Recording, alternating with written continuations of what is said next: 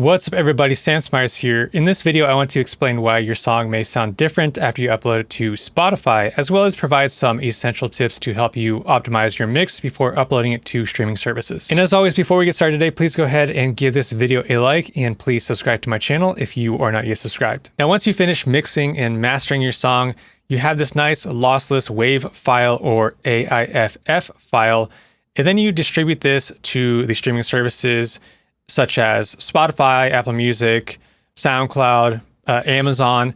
These streaming services all have different encoding that they apply to your master. So you take your WAV file, they'll do some type of MP3 encoding usually. So for Spotify, I have this pulled up.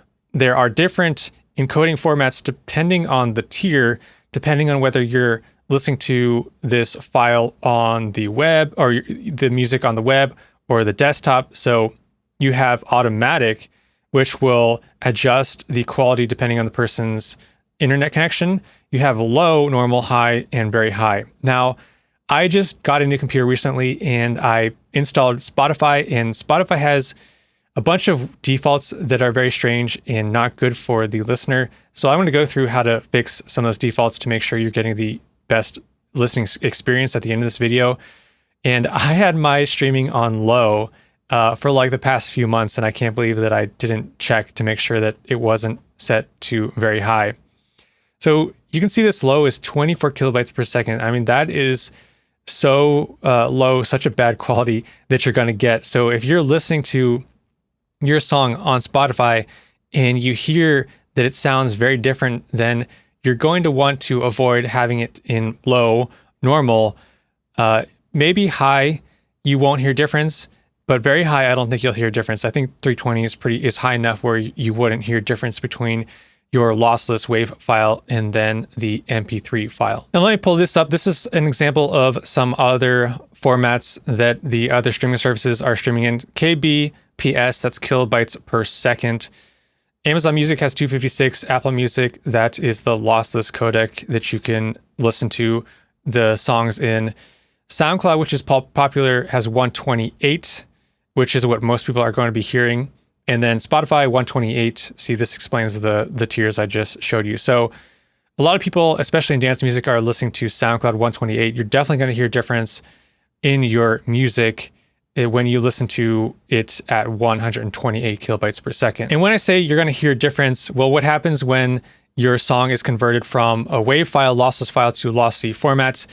The audio information is being removed from it. There's specific audio information that is being removed, and this is usually going to be in the higher frequencies. So I don't know if you've ever seen a MP3 file when you put it in like you take a frequency analyzer and look at that MP3 file. A lot of times it'll be all cut off at the top. So you'll have like 17 kilohertz and above. It'll just be looks like a brick wall. Filter was applied to the top end. So a lot of the top end information will be cut off, and it will be filled with like artifacts and other noise the more you encode these files. Now, the first thing that I would recommend is that you test your mix as an MP3 before delivering it to streaming services. Now, you could just go into your DAW, like in my Ableton, I could do an export, and then I could select file type here and do something like this encoding MP3, but there's only that 320 option. So what I would suggest instead, I don't know why it's at 16, but so I would do, for a WAV file, I would recommend 44.1 in 24-bit depth, but that's beside the point. So instead of trying to export your song as an MP3 or converting it to an MP3 later on, doing all these additional steps, there's a way to do this a lot faster, and these tools are called Codec auditioning tools. Now, Apple has a free one. It's called RoundTrip. So let me go ahead and load in this one called RoundTrip. Go to plugins, and it's this plugin called RoundTrip. This is going to be my song Higher that I released on Spotify. Let me just loop the drop section. This is where I'm going to have the most high-end frequency content with all the drums. Now this looks a little buggy. I don't know if they just haven't updated it, but see when this is all closed, there were all those like numbers and stuff. Now I can select the encoded format. So let's just do 128 kilobytes per second. And I'm going to monitor the source.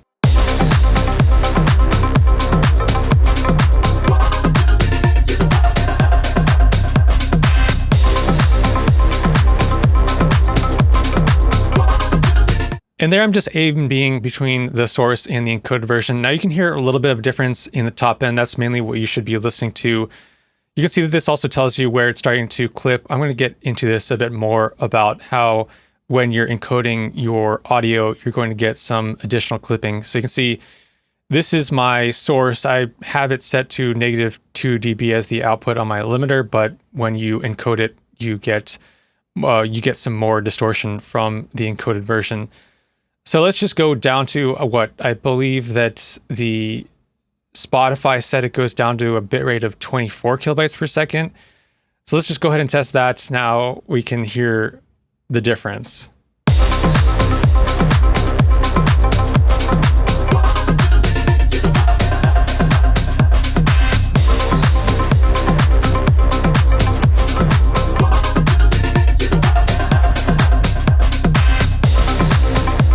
So there, me A and Bing, between the two, you hear a bunch of things going on. You hear the quality going down, a lot of that high-end information being cut off.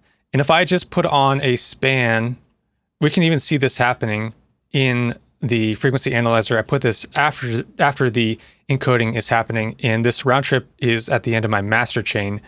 So let's go ahead and put this encoded version on.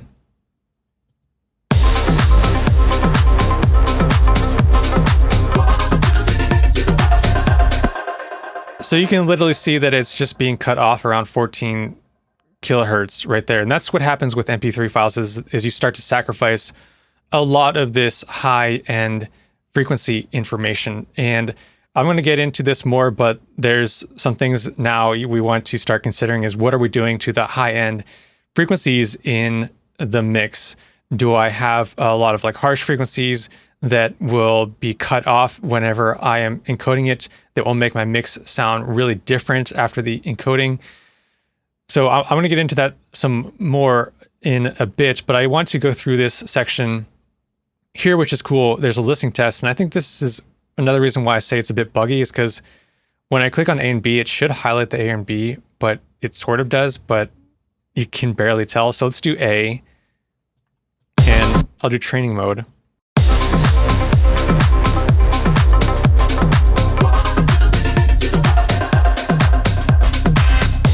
Now, to me, it's pretty clear that B is the source, so I'll just click B and it tells me I'm correct, so that is awesome. Now let's go back, stop this test, and let's put it at 256. I don't have headphones on. If I have headphones on, it might be easier for me to hear, but let's see if I can even hear a difference between 256 and my lossless version.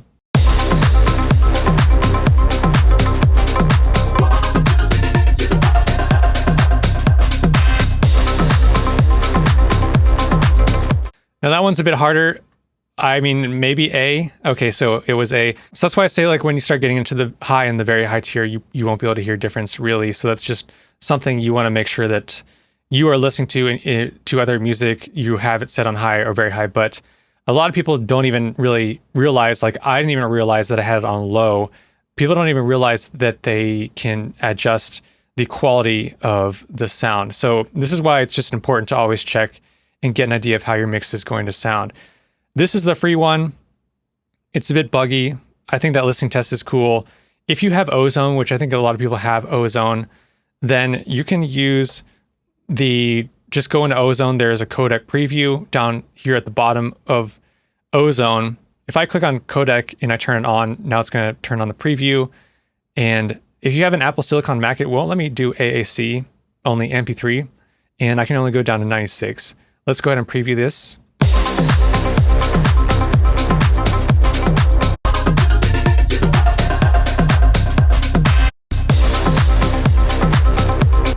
We can hear a clear difference. What's cool about this is I can solo the artifacts. Now I can hear all the artifacts that are being introduced. So I'm going to start here at 96 and then go all the way up to 320.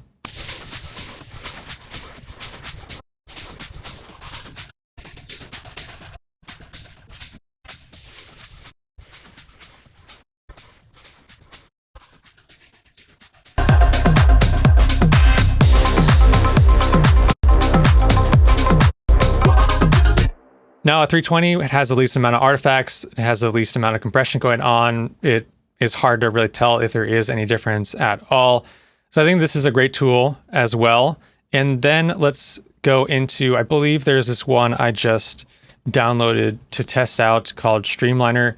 This one for a codec auditioning tool, I think is really nice because you can solo the artifacts. You can select the Spotify normal or the free tier, which is 160, mobile 96. I wonder why it doesn't go down to the 26 kilobytes per second. You can try out Apple. You can go to YouTube, SoundCloud. This is what a lot of people have, so 96 or 128.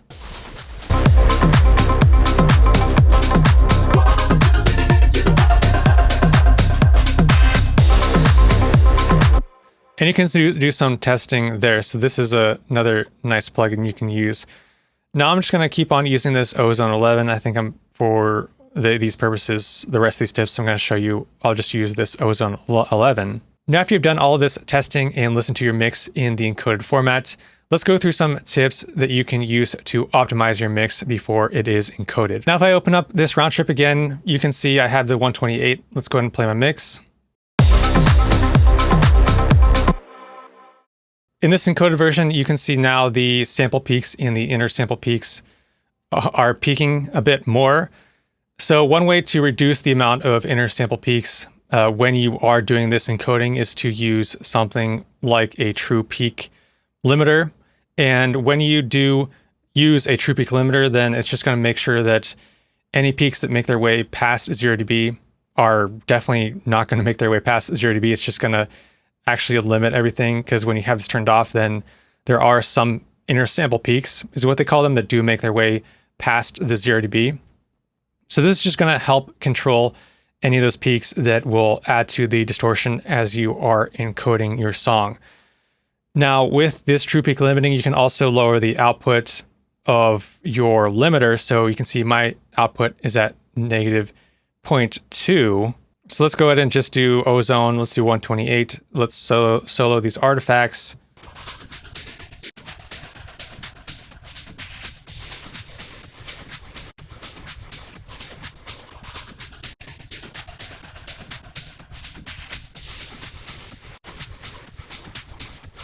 And there I'm soloing the artifacts. I'm A and Bing between the true peak limiting and just turning that off.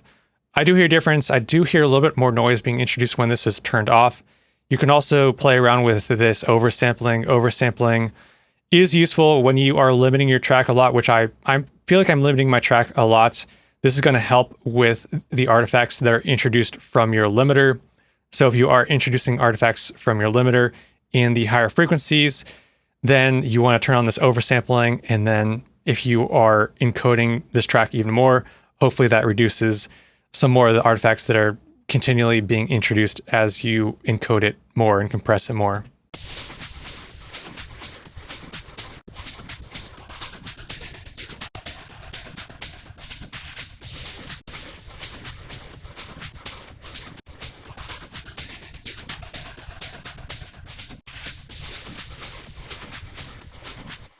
So usually 4x is enough, but I didn't really do this codec testing. Maybe I would have used something like 8x now after just soloing those artifacts from the Ozone.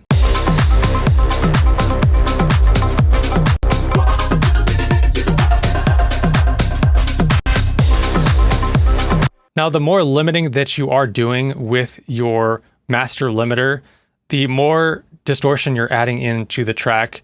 So the more that your track gets encoded, you're just adding on more and more distortion. So you are going to be getting more and more loss of quality from your original audio. So if you are over limiting or over compressing your track, then this is something that you might want to back off on the limiter. Let's go ahead and just listen to Ozone. Let's turn on this codec on 128 and we'll listen to this. And I'm going to just drive my limiter upward.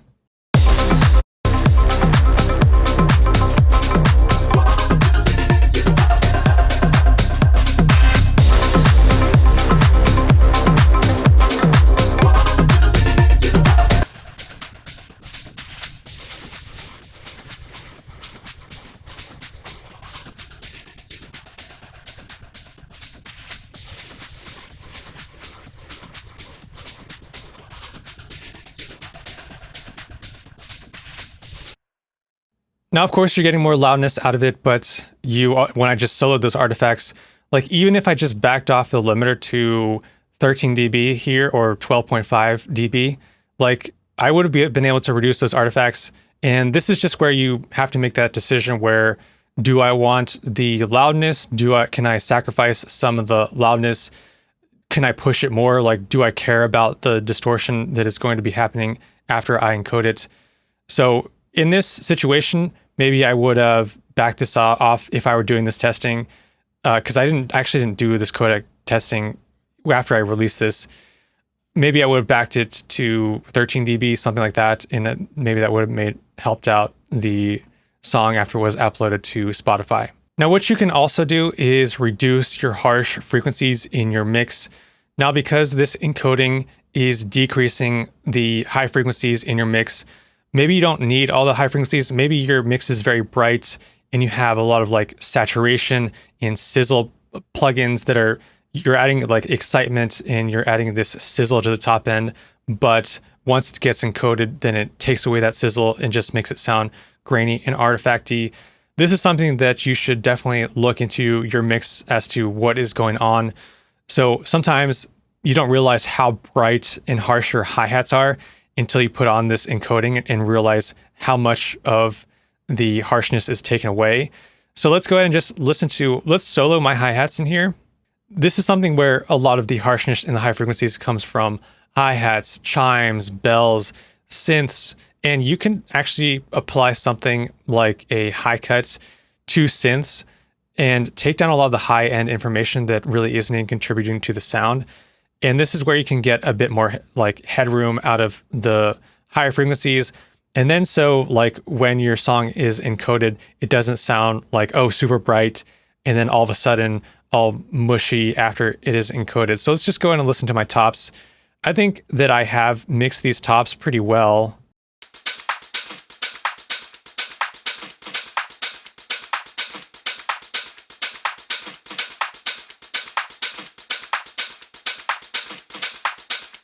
And I have a span there, and I just want to look at the span and just see how these change with the encoding turned on.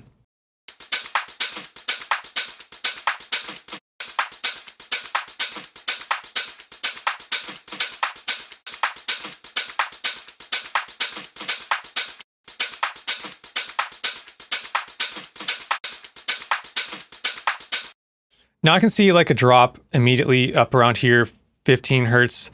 And honestly, my hearing doesn't really even go to this high end.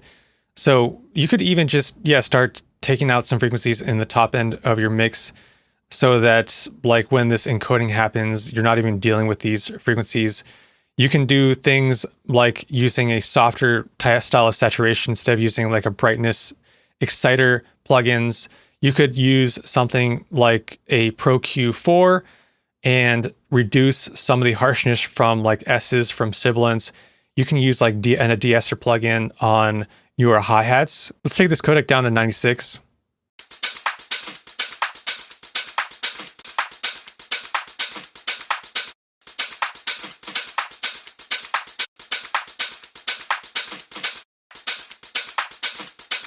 It's not a huge difference, and this is just because I think that I didn't have I feel like there isn't anything super harsh about this hi-hats. Listen to the whole drum group. Listen to it all together.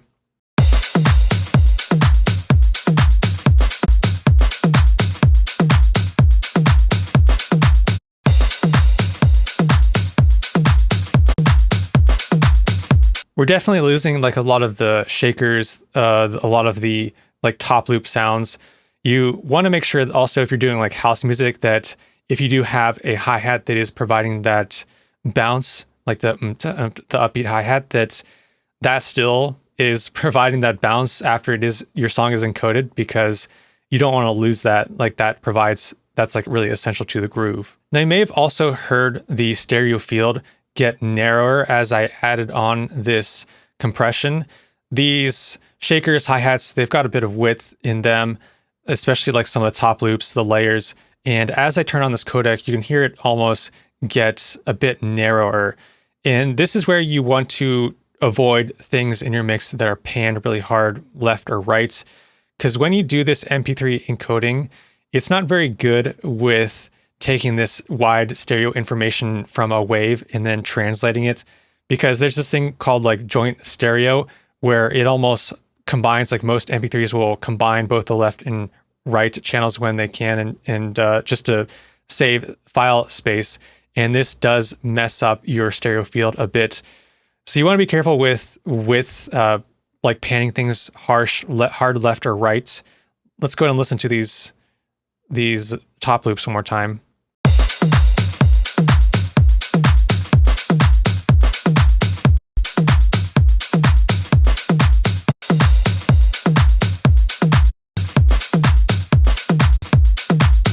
And let's just listen to the whole mix now.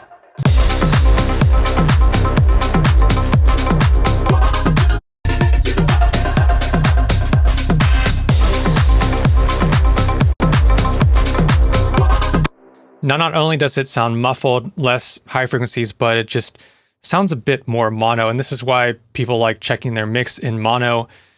But this is also why you need to be careful of using these things called pseudo-stereo plugins. You probably are familiar with the one from Ozone called Imager.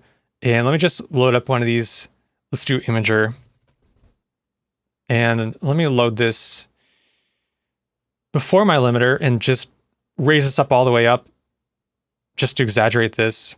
Now these plugins, they introduce like phasing to give it this feeling of width, and they're useful in like small amounts, but you don't want to overdo it. And this is where things like choruses, phasers as well, like you got to be careful with adding a chorus plugin to like your hi-hats or something, because when you encode it, then it could get all like weird sounding.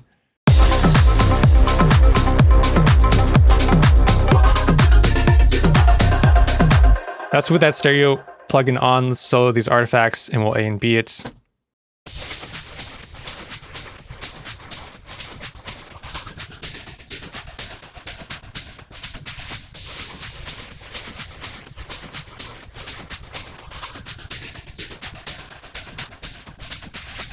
So there I'm A and Bing that Ozone 11 or whatever. I think there's earlier versions of this Imager, and you can hear when I turn that on, it's like adding all this noise and all this like washed out like sound to the high end.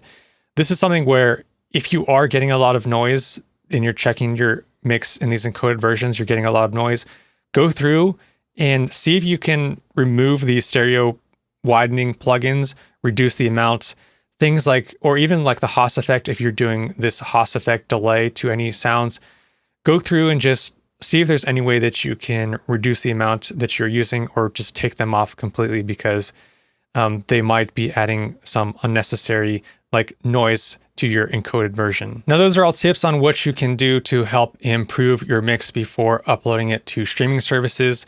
Let's now go through Spotify, specifically the settings, and I want to tell you the settings that I like to use, and hopefully this will give you a better listening experience. Now, when you go into the settings, you can just go to Spotify into settings, explicit content, that's up to you. Autoplay, I think this is one of the best features of Spotify, is the ability for them to present you new songs in discovery. So I do have this autoplay on. Now, when I did install Spotify, it was just default low, and I think this might have been low as well, which I couldn't believe. So of course I turned this to very high. That's going to give you that 320 kilobytes per second bit rate. Same on the download. And I don't know like what kind of internet connection you have, but I feel like you really shouldn't have that many issues having this on very high.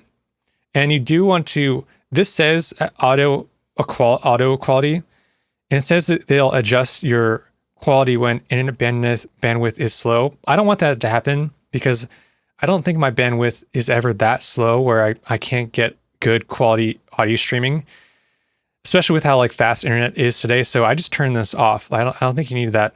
And then normalized volume. Everybody's already limiting all their songs. This normalized volume is just going to add additional limiting to your tracks and make them sound weird.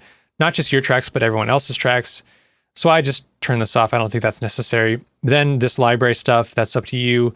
Display is up to you. Zoom level is up to you. Social is up to you. Now playback, this is up to you. Do not have the mono audio on. That would be a big mistake unless for some reason you want to listen to everything in mono. This equalizer, it would be cool if you could play around with the equalization of tracks individually, and maybe you can, but to have a equalizer turned on and set for everything that you listen to on Spotify doesn't make much sense to me. Like, you can do all these settings, but just turn this off. You don't need it. Now, other than that, those are all the settings that I would recommend for Spotify just to improve your listening experience overall. And now hopefully you understand why your track may sound different on Spotify, and hopefully these tips will help improve your mixes before they are encoded and delivered to streaming services. And hopefully explaining how to set up your settings for Spotify will help improve your listening experience as well. If you enjoyed this video, please go ahead and give it a like, and also please subscribe to my channel if you are not yet subscribed. And if you'd like to check out MIC and preset packs, head on over to store.smyers.com.